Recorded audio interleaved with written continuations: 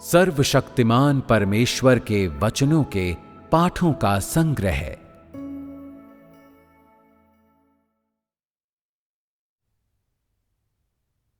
संपूर्ण ब्रह्मांड के लिए परमेश्वर के वचनों के रहस्य की व्याख्या। अध्याय 11।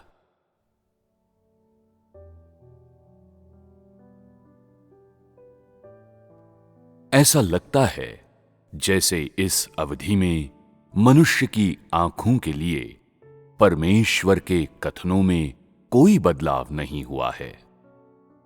ऐसा इसलिए है क्योंकि लोग उन नियमों को समझने में असमर्थ हैं जिनके माध्यम से परमेश्वर बोलता है, और उसके वचनों के संदर्भ को नहीं समझते हैं।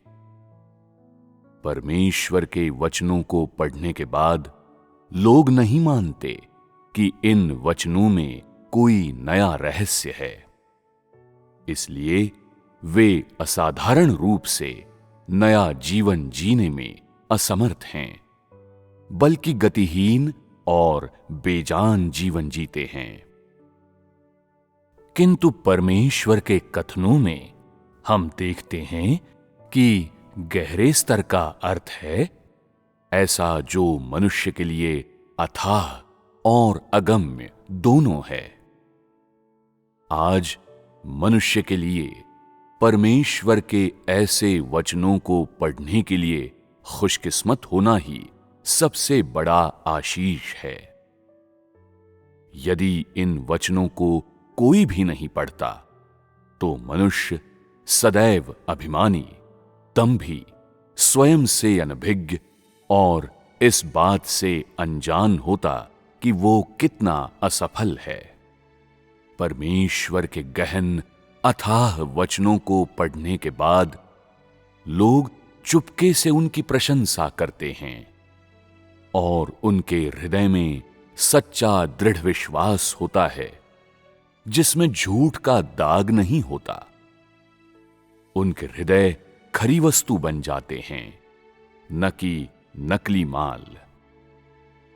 वास्तव में लोगों के हृदय में यही होता है। हर एक के हृदय में उसकी अपनी कहानी है, मानो वो स्वयं से कह रहा हो। सर्वाधिक संभावना इस बात की है कि ये स्वयं परमेश्वर द्वारा बोला गया था। यदि परमेश्वर नहीं तो और कौन ऐसे वचन बोल सकता था? ऐसे वचन मैं क्यों नहीं बोल सकता? ऐसा कार्य मैं क्यों नहीं कर सकता? ऐसा प्रतीत होता है कि देहधारी परमेश्वर जिसके बारे में परमेश्वर बोलता है सच में वास्तविक है, और वो परमेश्वर स्वयं है। अब मैं संदेह नहीं करूंगा, अन्यथा निश्चय ही ऐसा हो सकता है कि जब परमेश्वर का हाथ आए तो पछताने का भी मौका न मिले। अधिकांश लोग अपने हृदय में ऐसा ही सोचते हैं। ये कहना उचित है कि जब से परमेश्वर ने बोलना शुरू किया तब से लेकर आज तक सभी लोग परमेश्वर के वचनों के सहारे के बिना गिर गए होते।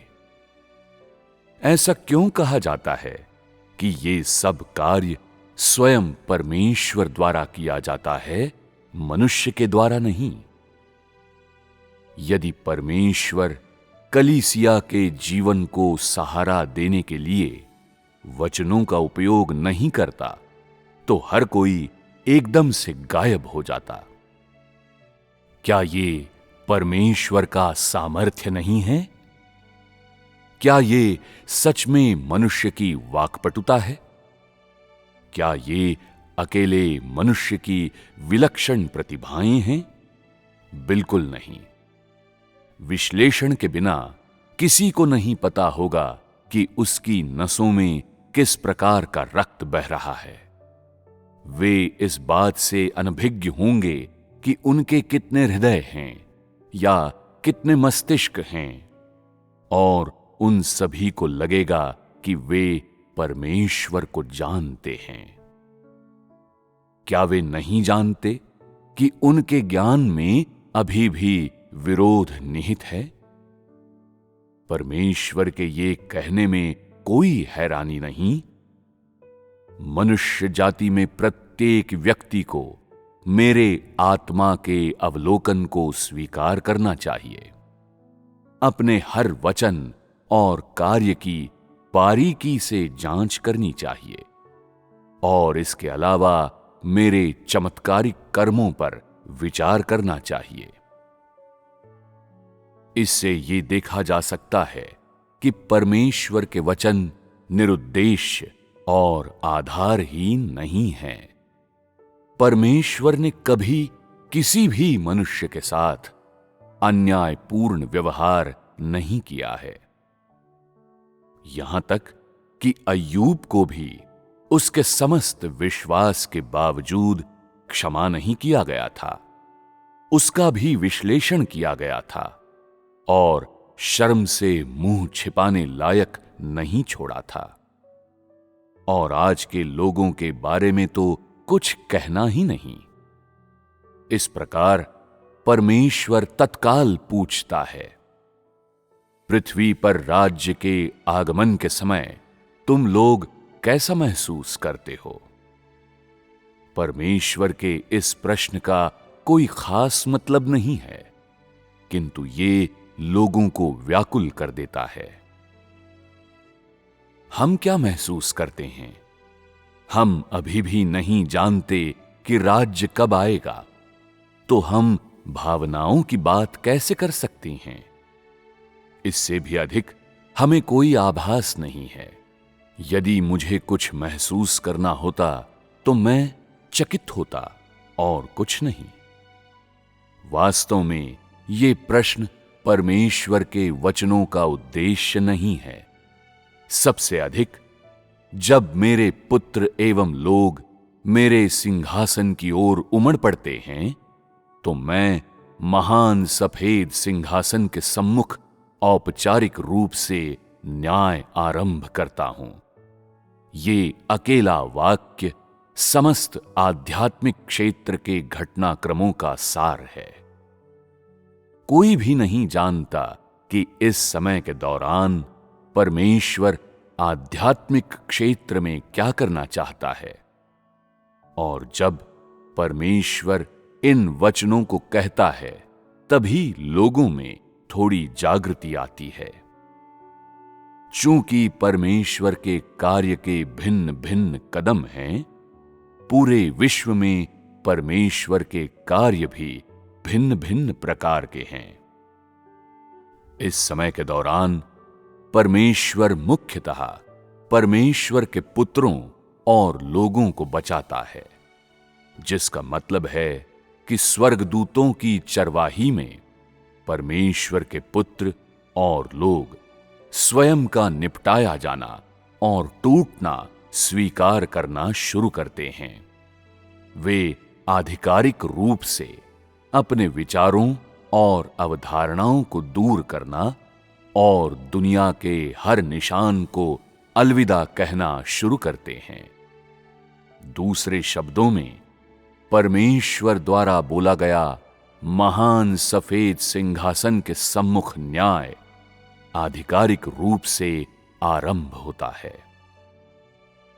क्योंकि ये परमेश्वर का न्याय है, इसलिए परमेश्वर को अपनी वाणी में बोलना चाहिए। हालांकि विषय वस्तु भिन्न होती है, फिर भी उद्देश्य हमेशा एक समान होता है। आज जिस लहजे में परमेश्वर बोलता है, उसे देखने पर ऐसा लगता है कि उसके वचन लोगों के किसी समूह को निर्देशित हैं। वास्तव में इन सब के अलावा ये वचन समस्त मानव जाति की प्रकृति को संबोधित करते हैं। वे सीधे इंसान के दिल पर असर करते हैं। वे मनुष्य की भावनाओं को नहीं बख्शते और वे उसके पूरे सार को प्रकट करते, कुछ भी नहीं छोड़ते कुछ भी नहीं जाने देते। आज से आरंभ करके परमेश्वर आधिकारिक रूप से मनुष्य के असली चेहरे को प्रकट करता है और इस प्रकार अपनी आत्मा की आवाज को संपूर्ण ब्रह्मांड में जारी करता हूं। अंततः जो प्रभाव प्राप्त होता है वो है, अपने वचनों के माध्यम से मैं उनमें से सभी लोगों और चीजों को निर्मल कर दूंगा जो स्वर्ग में और पृथ्वी पर हैं, ताकि भूमि अब और गंदी और व्यभिचारी न रहे, बल्कि एक पवित्र राज्य बन जाए। ये वचन राज्य का भविष्य प्रस्तुत करते हैं, जो कि पूरी तरह से मसीह के राज्य का है।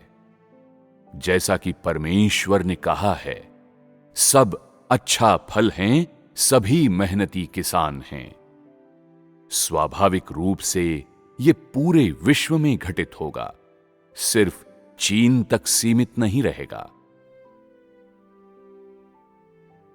जब परमेश्वर बोलना और कार्य करना आरंभ करता है, तभी लोगों को अपनी अवधारणाओं में उसके बारे में थोड़ा बहुत ज्ञान होता है। आरंभ में यह ज्ञान केवल उनकी अवधारणाओं में ही मौजूद होता है, लेकिन जैसे जैसे समय बीतता है, लोगों के विचार तेजी से निरर्थक और मनुष्य के लिए अनुपयुक्त होते जाते हैं। इस प्रकार वे उस सब पर विश्वास करने लगते हैं जो परमेश्वर कहता है, इस हद तक कि वे अपनी चेतना में व्यावहारिक परमेश्वर के लिए स्थान बना रहे हैं।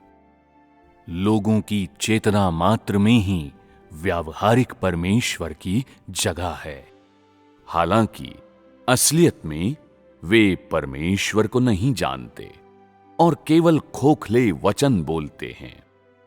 फिर भी अतीत की तुलना में उन्होंने बहुत अधिक प्रगति की है, जबकि अभी भी उनमें स्वयं व्यावहारिक परमेश्वर से बहुत अंतर है।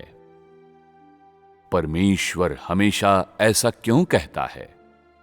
प्रत्येक दिन मैं लोगों के अनवरत प्रवाह के बीच चलता हूं और प्रत्येक दिन मैं प्रत्येक व्यक्ति के भीतर कार्य करता हूं। परमेश्वर जितना अधिक ऐसी बातें कहता है, लोग उतना ही अधिक आज के व्यावहारिक स्वयं परमेश्वर के कार्यों से उनकी तुलना कर सकते हैं और वे वास्तविकता में व्यावहारिक परमेश्वर को बेहतर ढंग से जान सकते हैं, क्योंकि परमेश्वर के वचनों को देह के परिप्रेक्ष्य से बोला जाता है और मानव जाति की भाषा का उपयोग किया जाता है। इसलिए लोग परमेश्वर के वचनों को भौतिक चीजों के साथ रखकर आंकते हैं और एक बड़ा प्रभाव प्राप्त होता है।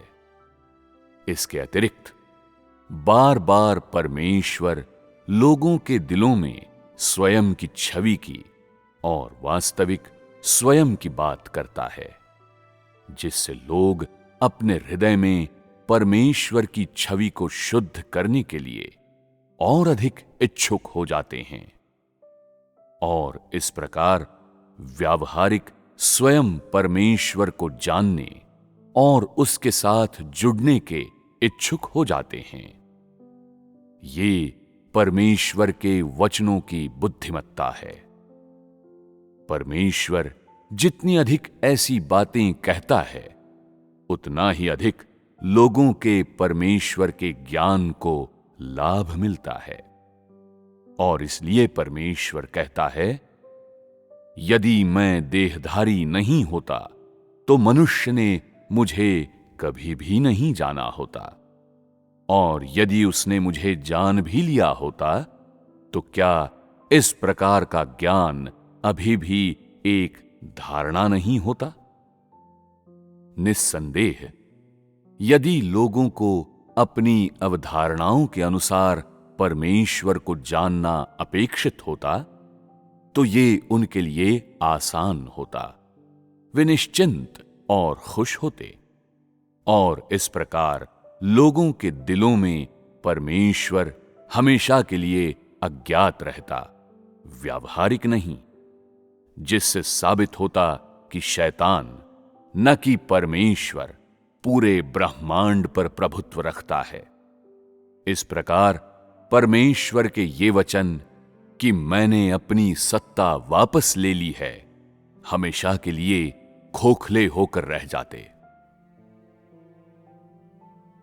जब दिव्यता सीधे कार्य करना शुरू करती है तभी वो समय भी होता है जब राज्य आधिकारिक रूप से मनुष्य की दुनिया में उतरता है।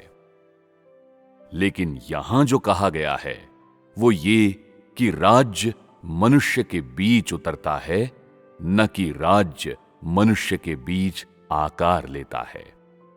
और इस प्रकार आज जो बोला जाता है वो राज्य का निर्माण है, न कि ये कैसे आकार लेता है। परमेश्वर हमेशा क्यों कहता है सभी चीजें मौन हो जाती हैं? कहीं ऐसा तो नहीं कि सभी चीजें रुककर स्थिर हो जाती हैं? कहीं ऐसा तो नहीं कि बड़े बड़े पहाड़ सचमुच मौन हो जाते हैं? तो लोगों को इस बात की कोई समझ क्यों नहीं है?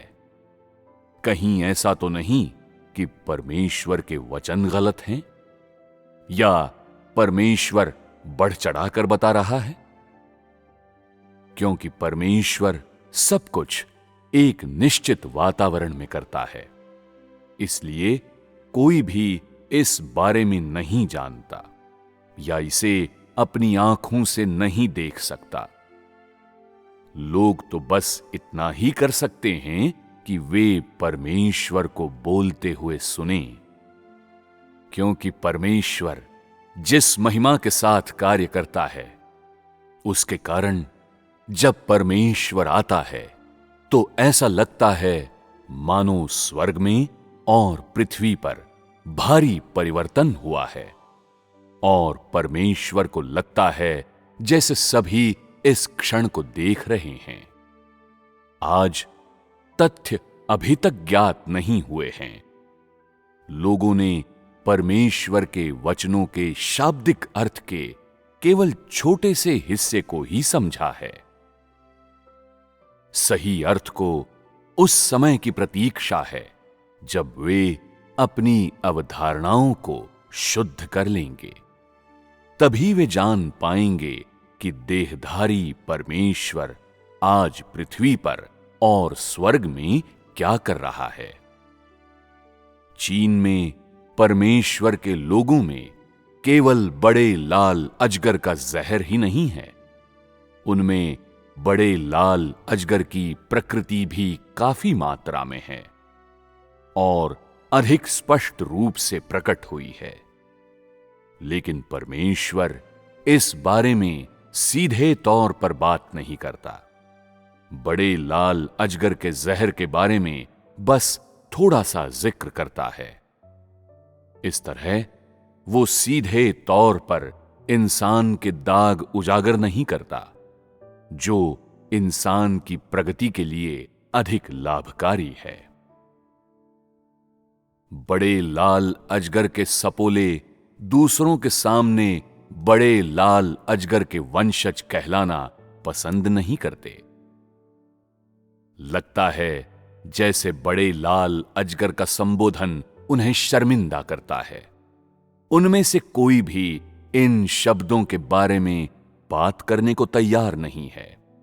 इसलिए परमेश्वर बस इतना कहता है, मेरे कार्य का ये चरण मुख्य रूप से तुम लोगों पर केंद्रित है और चीन में मेरे देह धारण के महत्व का एक पहलू है।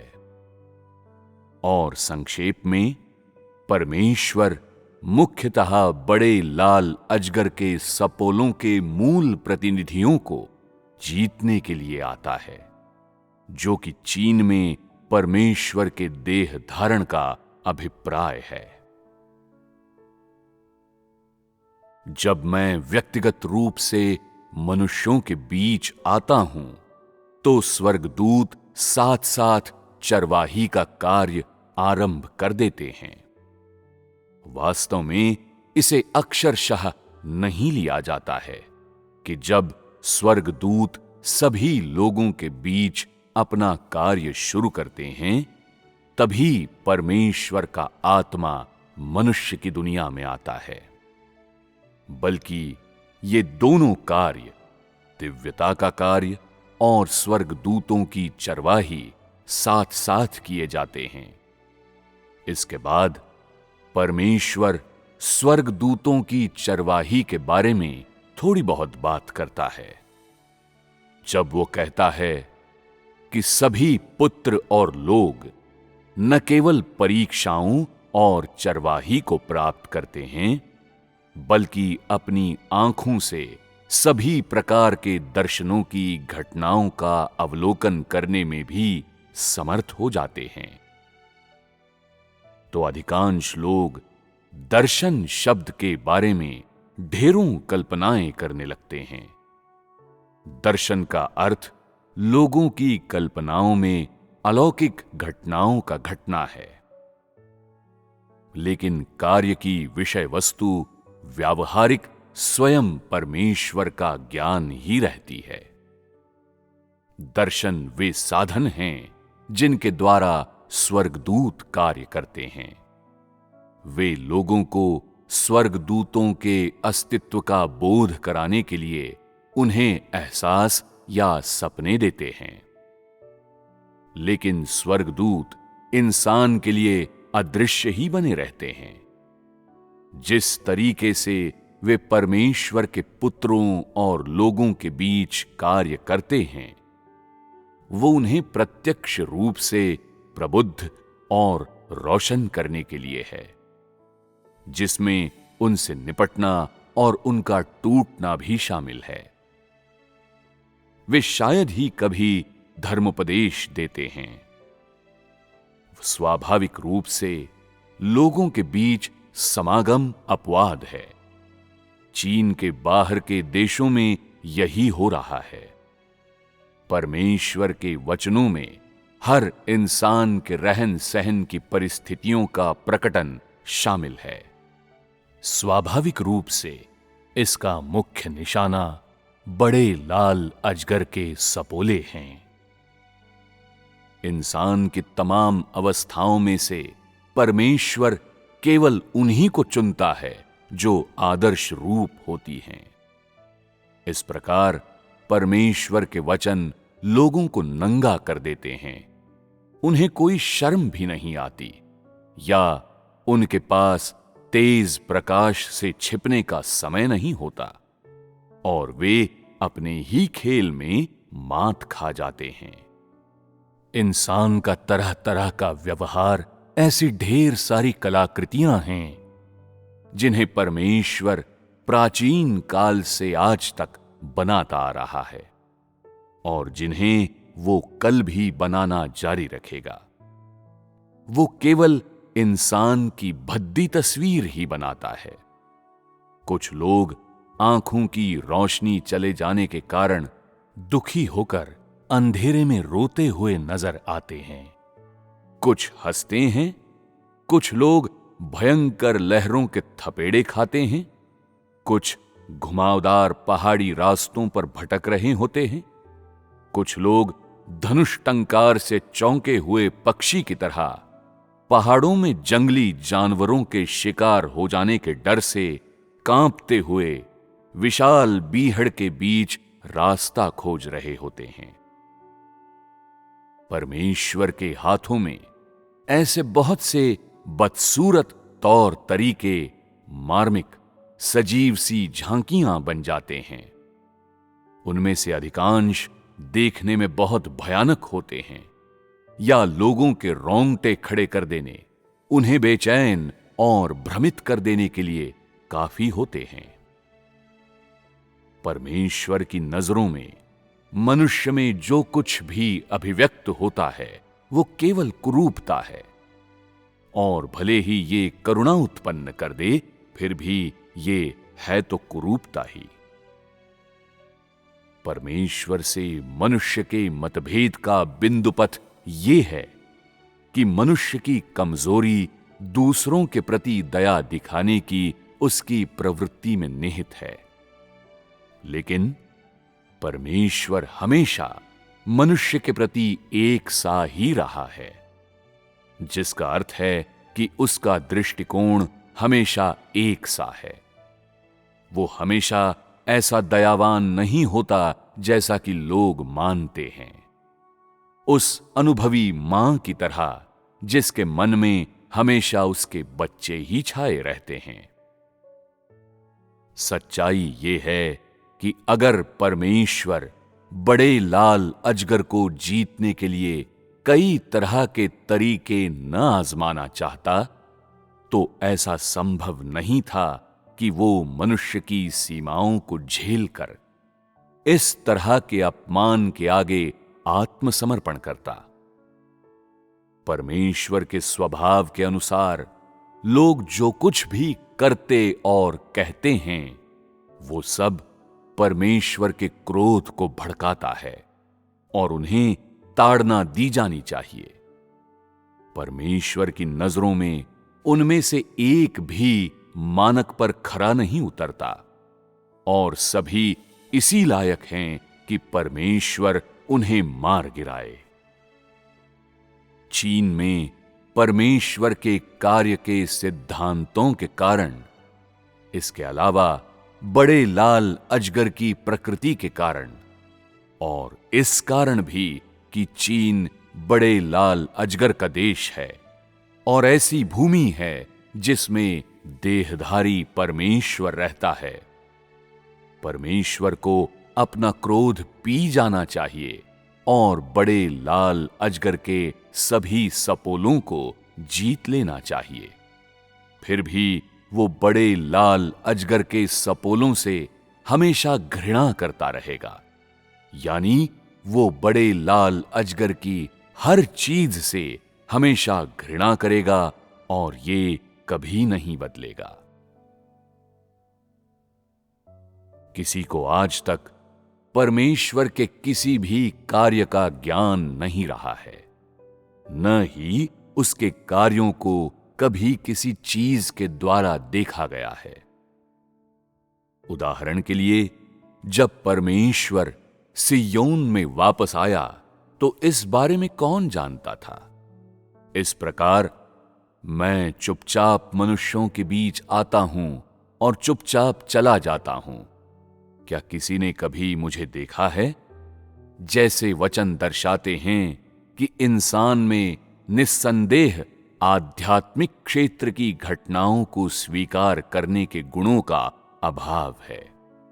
अतीत में जब परमेश्वर सिय्योन लौटा तो उसने कहा था कि सूर्य तेजस्वी है, चंद्रमा चमकदार है, क्योंकि लोग अभी भी सिय्योन में परमेश्वर की वापसी के बारे में विचारमग्न हैं, क्योंकि वे अभी तक इसे भूले नहीं हैं। इसलिए लोगों की अवधारणाओं के अनुरूप होने के लिए सीधे तौर पर परमेश्वर कहता है, सूर्य तेजस्वी है, चंद्रमा चमकदार है। परिणाम स्वरूप जब लोगों की अवधारणाओं को परमेश्वर के वचनों से चोट पहुंचती है, तो वे देखते हैं कि परमेश्वर के कार्य बहुत चमत्कारिक हैं और देखते हैं कि उसके वचन गहरे और अथाह हैं और सभी के लिए अबूझ हैं। इसलिए वे इस मामले को पूरी तरह से अलग रख देते हैं और अपनी आत्माओं में थोड़ी बहुत स्पष्टता का एहसास करते हैं, मानो परमेश्वर पहले ही सिय्योन में लौट आया हो। इसलिए लोग इस मामले पर अधिक ध्यान नहीं देते। तब से वे परमेश्वर के वचनों को एक हृदय और एक मन से स्वीकार करते हैं।